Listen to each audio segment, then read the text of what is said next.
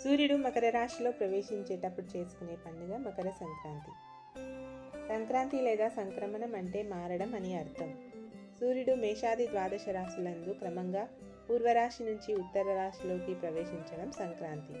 అందుచేత సంవత్సరానికి 12 సంక్రాంతులు ఉంటాయి.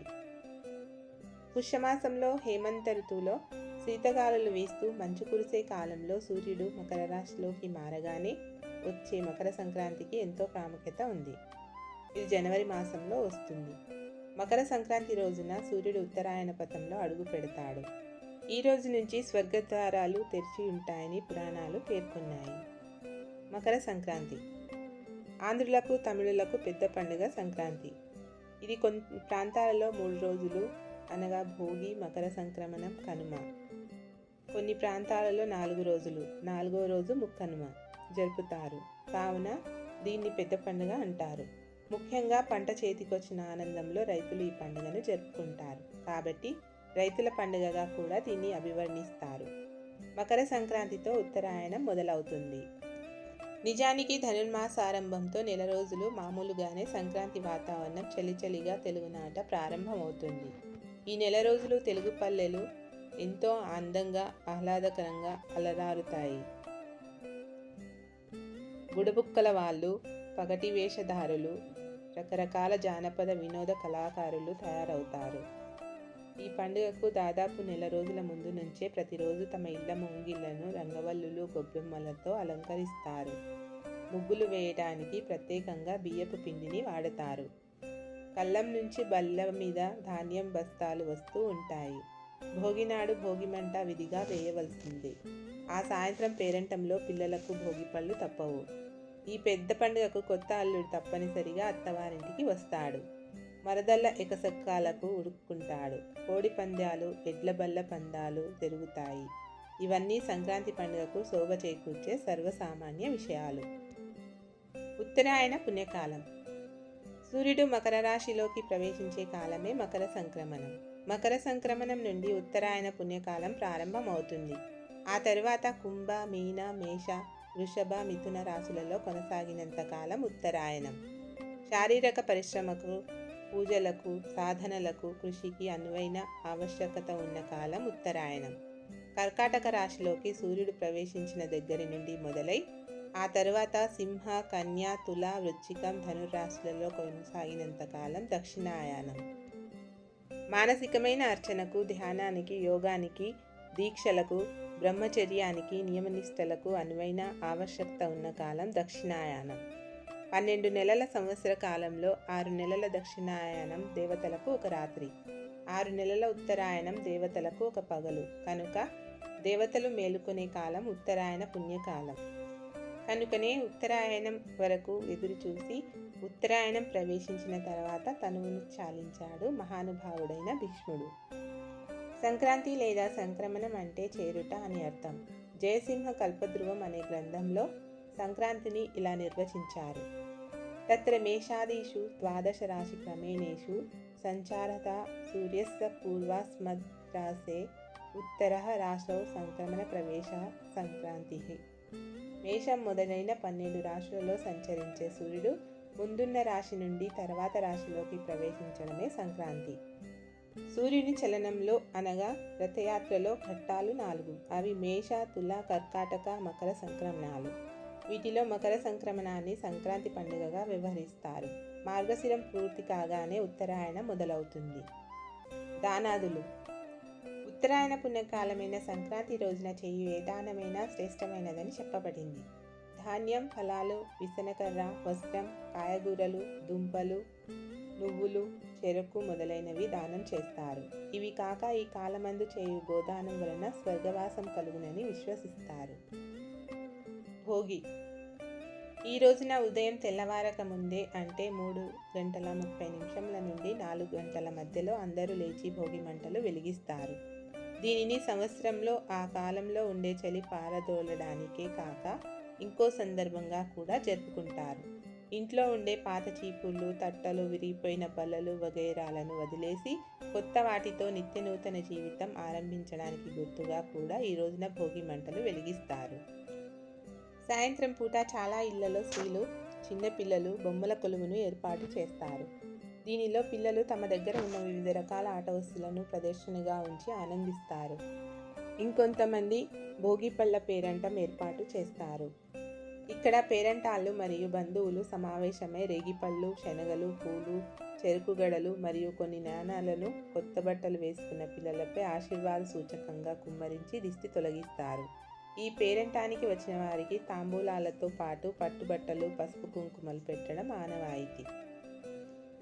సంక్రాంతి రెండవ రోజైన సంక్రాంతి రోజున పాలు పొంగించి దానితో మిఠాయిలు తయారు చేస్తారు. దాదాపుగా అందరి ఇళ్లలో అరిసెలు, బొబ్బట్లు, జంతికలు, చెకినాలు, పాలతాలికలు, సేమియా పాయసం, పరమాన్నం, పులిహోర, గారెలు మొదలైన వంటకాలు చేసి కొత్త బట్టలు ధరించి ఈ పండుగను ఆస్వాదిస్తారు. ఈ రోజున పితృదేవతలకు తర్పణాలు వదులుతారు. ప్రతి సంక్రమణానికి పితృతర్పణాలు ఇవ్వాలి. కానీ మిగిలిన 11 సంక్రమణాలకు ఇవ్వకపోయినా ఈ మకర సంక్రమణానికి మాత్రం తప్పకుండా పితృతర్పణాలు ఇస్తారు. సంక్రాంతి రోజులలో మనం చూసే ఇంకో సుందర దృశ్యం గంగిరెద్దులను ఆడించే గంగిరెద్దుల వారు. చక్కగా అలంకరించిన గంగిరెద్దులను ఇంటింటికి తిప్పుతూ ఢోలు, సన్నాయి రాగాలకు అనుగుణంగా వాటి చేత చేయించే నృత్యాలు చూడడానికి చాలా రమణీయంగా ఉంటాయి. ఆ గంగిరెద్దులు మనం ఇచ్చే కానుకలను స్వీకరిస్తున్నట్లుగా తలలు ఊపుతూ ధన్యవాదాలు తెలుపుతున్నట్లు మోకాల మీద వంగడం వంటి విద్యలు వాటికి నేర్పిస్తారు. అయ్యగారికి దండం పెట్టు, అమ్మగారికి దండం పెట్టు అంటూ గంగిరెద్దుల వాళ్ళు సందడి చేస్తారు. కొత్త ధాన్యం వచ్చిన సంతోషంతో మనం వారికి ధాన్యం ఇస్తాం. హరిలో రంగహరి అంటూ నడినెత్తిపై నుంచి నాసిక దాకా తిరుమణి పట్టెలతో కంచు గజ్జలు గల్లు గల్లు మనగా చిందులు తొక్కుతూ చేతుల్లో చిరుతలు కొడుతూ కోడిగుడ్డు లాంటి బోడి తలపై రాగి అక్షయ పాత్ర కదలకుండా హరిదాసు ప్రత్యక్షమవుతాడు. కనుమ మూడవ రోజైన కనుమ వ్యవసాయంలో తమకు ఎంతో చేదోడు వాదోడుగా ఉన్నందుకు పశువులకు శుభాకాంక్షలు తెలపడానికి జరుపుతారు. కొన్ని ప్రాంతాలలో కోడి పంద్యాలు నిర్వహిస్తారు. అయితే ఆ పంద్యాలను జీవహింసగా భావించి రాష్ట్ర ప్రభుత్వం నిషేధించింది. అంతేకాదు, వనభోజనాలను కూడా ఈరోజే నిర్వహిస్తుంటారు. కనుమ నాడు మినుము తినాలనేది సామెత. దీనికి అనుగుణంగా ఆ రోజున గారెలు, ఆవడాలు చేసుకోవడం ఆనవాయితీ. కనుమ మరునాటిని ముక్కనుమ అని అంటారు. దీనికి బొమ్మల పండుగ అని పేరు. దక్షిణ భారతదేశంలోని ప్రజలు ఈ పండుగ 3 రోజులను శ్రద్ధాశక్తులతో జరుపుకుంటారు. ఉత్తర భారతదేశంలో మాత్రం ఈ పండుగలోని 2వ రోజైన మకర సంక్రాంతి లేదా లోరీని మాత్రమే జరుపుకుంటారు. కనుమ రోజున మాంసాహారం తినడం ఆంధ్రదేశాన ఆనవాయితీగా వస్తుంది. మాంసాహారులు కాని వారు గారెలతో మినుములో మాంసకృత్తులు హెచ్చుగా ఉంటాయి కనుక దానిని శాకాహార మాంసంగా పరిగణించి కాబోలు సంతృప్తి పడతారు. అలాగే కనుమ రోజున ప్రయాణాలు చేయకపోవడం కూడా సాంప్రదాయం. పండుగ ప్రత్యేకతలు: ముగ్గులు. రాళ్ళు రెప్పలు లేకుండా ఒక పద్ధతిలో అలకబడిన నేల, మేఘాలు లేని ఆకాశానికి సంకేతం. ఒక పద్ధతిలో పెట్టబడి చుక్కలు, రాత్రివేళ కనిపించే నక్షత్రాలకు సంకేతం. చుక్కల చుట్టూ తిరుగుతూ చుక్కలను గళ్ళల్లో ఇమిడ్చే ముగ్గు ఖగోళంలో ఎప్పటికప్పుడు కనిపించే మార్పులకు సంకేతం. ఎంత పెద్దదైనా చిన్నదైనా ముగ్గు మధ్య గడిలో పెట్టే చుక్క సూర్యస్థానానికి సంకేతం.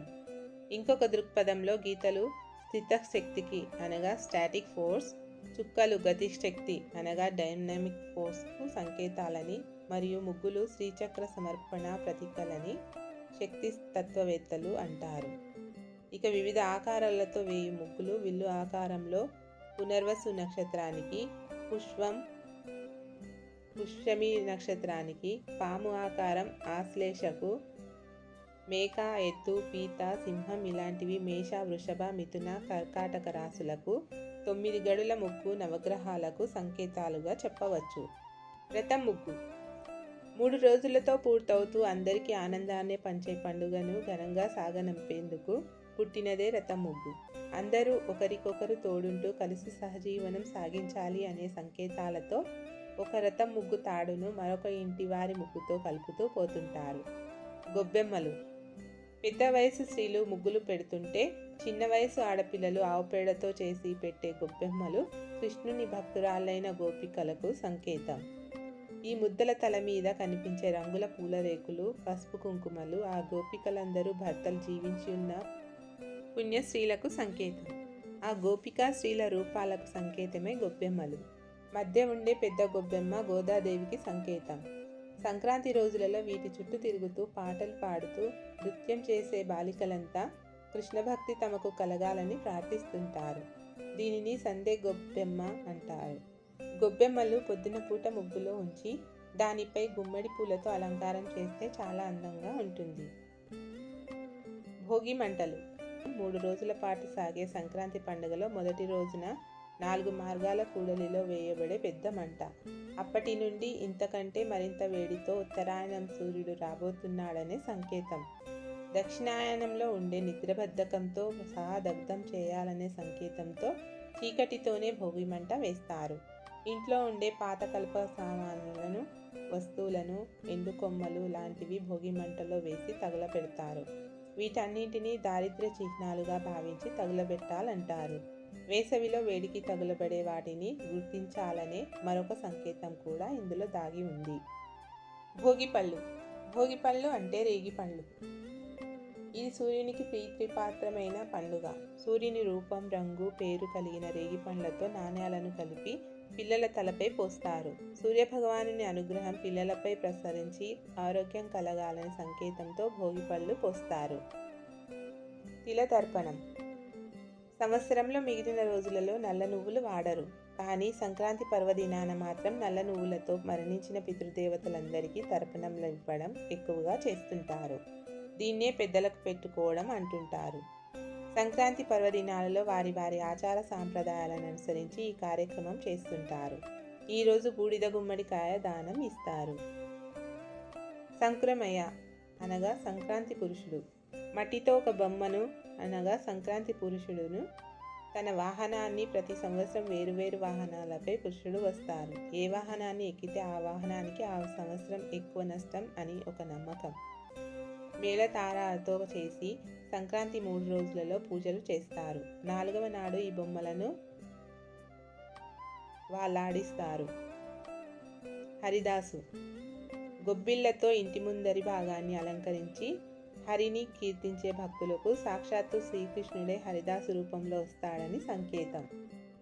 ఆయన తల మీద మంచి గుమ్మడికాయ ఆకారంలో గల పాత్ర, గుండ్రముగా ఉండే భూమికి సంకేతం. దాని తల మీద పెట్టుకొని ఉండడం శ్రీహరి అయిన తానే భూమిని ఉద్ధరిస్తున్నానని చెప్పేదానికి సంకేతం. హరినామ కీర్తన చేస్తూ రావడం, తను ఏ భోగాలకు లొంగను, కేవలం హరినామ సంకీర్తనకే వచ్చేవాడినని, తనకు తమ పర భేదాలు లేవని, అందుకే ప్రతి ఇంటికి తిరుగుతూ వస్తాడనే సంకేతం. గంగిరెద్దు. ముందు వెనుకాల చెరో ప్రమధునితో అనగా శివగణం, ఎత్తైన మూపురం శివలింగాకృతిని గుర్తు చేస్తూ శివునితో సహా తను సంక్రాంతి సంబరాలకు హాజరయ్యానని చెప్పే సంకేతం గంగిరెద్దు. ఆవు లేదా ఎద్దు ఇంటి ముందు ముగ్గులో నిలిచిందంటే ఆ నేల ధర్మబద్ధమైనది అని అర్థం. జుగోపగోరుప ధరామి ఓర్వ్యం దీని అర్థం ఆ నేల ఆవుకు సంకేతం. ఆ నేల నుండి వచ్చిన పంటకు సంకేతం ముంగిట నిలిచిన వృషభం. మీరు చేసే దానమంతా ధర్మబద్ధమేనంటూ దానిని మేము ఆమోదిస్తున్నామని ఇంటింటికి తిరుగుతుంటారు వృషభ సహిత శంకర పరివారం. గాలిపటాలు. సంక్రాంతి పండుగ పిల్లలందరికీ చాలా ప్రత్యేకమైన పండుగ.